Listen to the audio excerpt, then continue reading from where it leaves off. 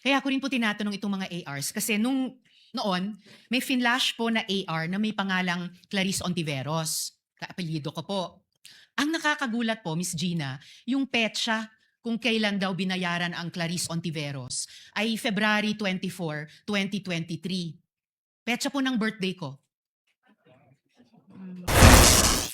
Senator Judge Ontiveros, you may proceed when you're ready, ma'am. You have 2 minutes.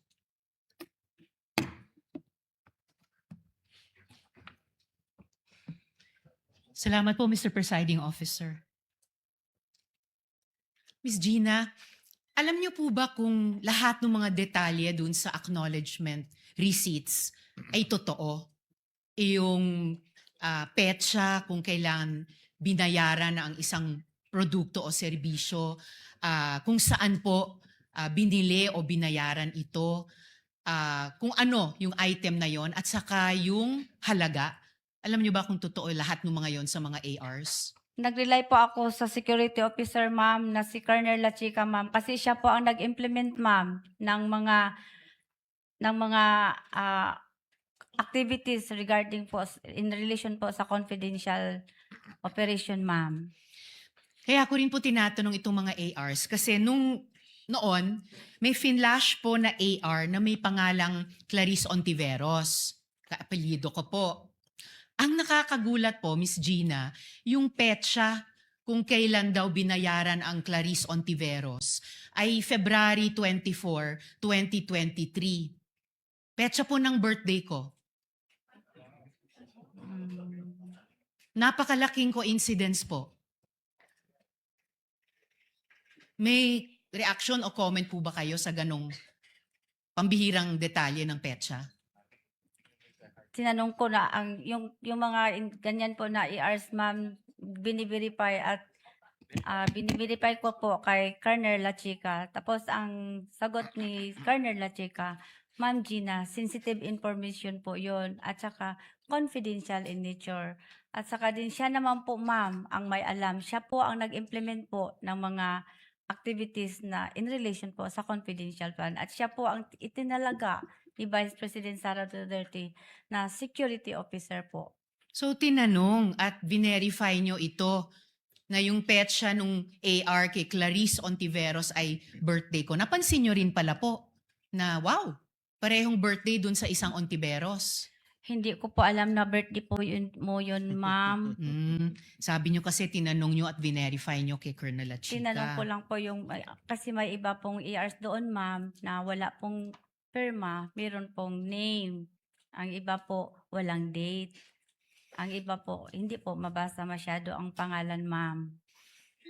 Pero itong isang petsa, basang-basa. Anyway, ang pinaka-importante kong pangutana sa inyo, Miss Gina, no? May nagsasabi na dahil kayo ang SDO, kayo ang payee ng cash advance, kayo lang dapat ang accountable sa confidential funds na ito. Tinatanggap niyo po ba iyon? Yes po, kay bilang SDO po, ako po ang accountable officer, ma'am. So, kung wala pong alam si Colonel La Chica, kung wala pong alam si VP Sara Duterte sa paggamit nito, kung hindi ma-explain kung saan napunta ang pera, kayo lang ang mananagot. Tama po ba yun? Meron naman pong itinalaga si Vice President, ma'am, na si Colonel La Chica na magiging security officer po, ma'am, na siya po ang mag-implement, ma'am, kasi wala po akong eksperto, ma'am, kung paano po i-implement ang mga confidential activities po on the ground, ma'am. Miss Gina, wala naman pong implementing officer sa memo circular, wala pong implementing officer sa ibang mga dokumento. Ang importanteng job doon na kayo ang nagpupuno ay accountable officer. So, okay lang po ba yon na kung may mapatunayang ibang nagkasala, kayo ang mapaparusahan para doon? Ibig sabihin, ma'am, kung may mga mali po doon, sa akin po ang responsibilidad na accountable po. Sa akin po. Kapag may mali doon, kanina sinabi nyo si VP Sara ang nagdesisyon na i-withdraw ang in cash ang total over 4 quarters ng 500 million pesos.